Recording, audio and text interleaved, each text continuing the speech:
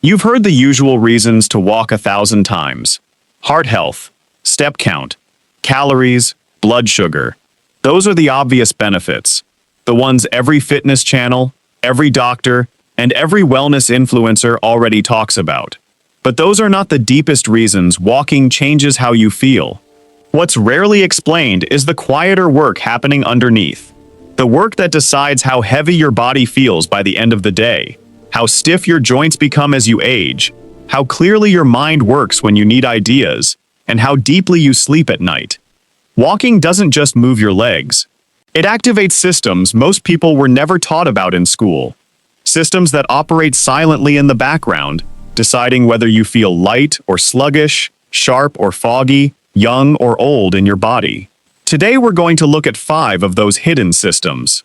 1. The system with no pump Mallings. Your blood has a heart. Your lymphatic system does not. Lymph fluid only moves when muscles squeeze it forward. Every single step you take turns your legs into a living pump. That pump clears waste, reduces swelling, and helps your immune cells travel to where they're needed. When you sit for long hours, at a desk, in a car, on a couch, this system slows down dramatically. Fluid starts to pool, especially in the lower body. Waste lingers longer than it should. Inflammation rises quietly. That's a big part of why your legs can feel heavy and puffy after a long day of sitting. Why your face can look swollen in the morning. Why you sometimes feel thick and slow even when you haven't eaten much. But the moment you start walking, everything changes. The rhythmic contraction of your calf muscles becomes the engine your lymphatic system was always missing. Toxins begin to move out. Fluid starts circulating again.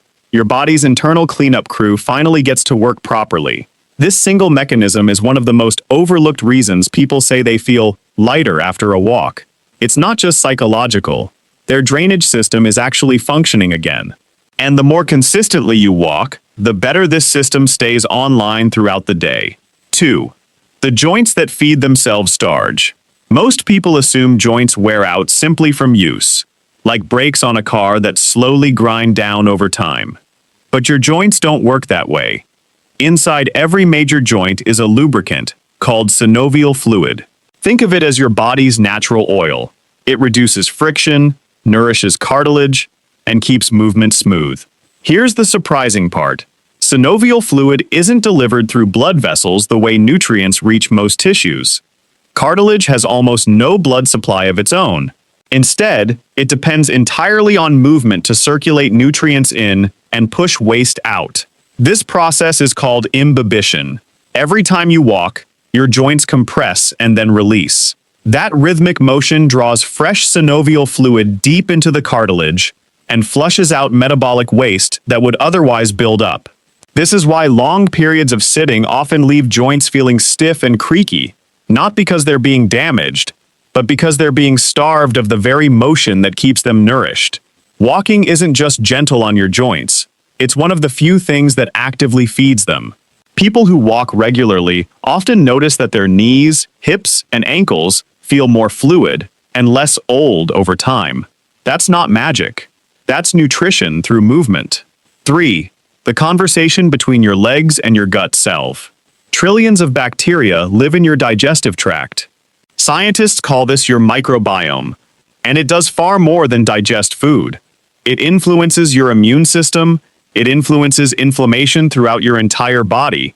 It even communicates directly with your brain through pathways researchers are still mapping, the famous gut-brain axis. Recent research has found something remarkable. People who walk regularly tend to have greater diversity among their gut bacteria. Greater diversity generally means a healthier, more resilient microbiome, one better able to handle stress, fight off harmful microbes, and support steady digestion. Walking also stimulates the natural rhythmic contractions of your intestines, known as peristalsis. This is why a short walk after a meal can ease bloating, why it can support more regular bowel movements, why people who move throughout the day often report fewer digestive complaints than those who remain seated for hours. Your gut and your legs may seem completely unrelated, but biologically, they're in constant conversation. Every step you take is a small signal that keeps that conversation healthy. 4. the state of mind that only walking creates. Researchers at Stanford once ran an experiment that surprised a lot of people. They asked participants to sit and generate creative ideas. Then they asked the same participants to walk and try the exact same task. The results were consistent across multiple trials. Walking increased creative output significantly, by an average of around 60%. Not just outdoors in beautiful nature, even walking on a treadmill facing a blank wall produced the same boost. Something about the steady rhythm of walking seems to loosen the mind's usual constraints. The part of the brain that stays stuck in rigid, linear thinking quiets down. Ideas begin to flow more freely. Solutions to problems that felt stuck suddenly seem more reachable.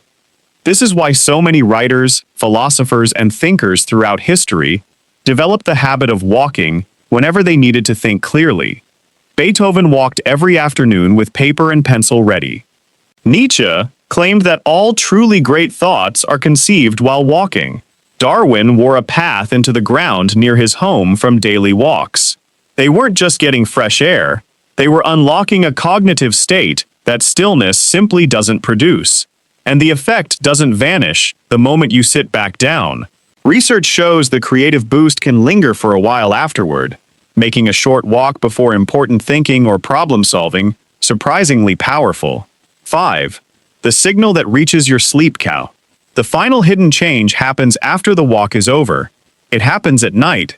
Walking, especially outdoors during daylight hours, helps regulate your circadian rhythm. That's your body's internal clock. Exposure to natural light during the day strengthens the signal that tells your brain when it's time to be alert and when it's time to wind down. People who walk outside regularly often report falling asleep more easily and experiencing deeper, more restorative sleep, not because they're more physically tired, but because their internal clock finally receives clear signals about when day ends and night begins. In a world full of artificial light, screens, and irregular schedules, this signal has become weaker for many people. A daily walk in daylight is one of the simplest ways to restore it. So the next time you go for a walk, understand what's actually happening beneath the surface. Your lymphatic system is draining, your joints are being nourished, your gut bacteria are diversifying, your mind is loosening into a more creative state, and your body's clock is quietly resetting itself for a better night's sleep. None of this requires special equipment. None of it requires high intensity or perfect form. It only requires consistency.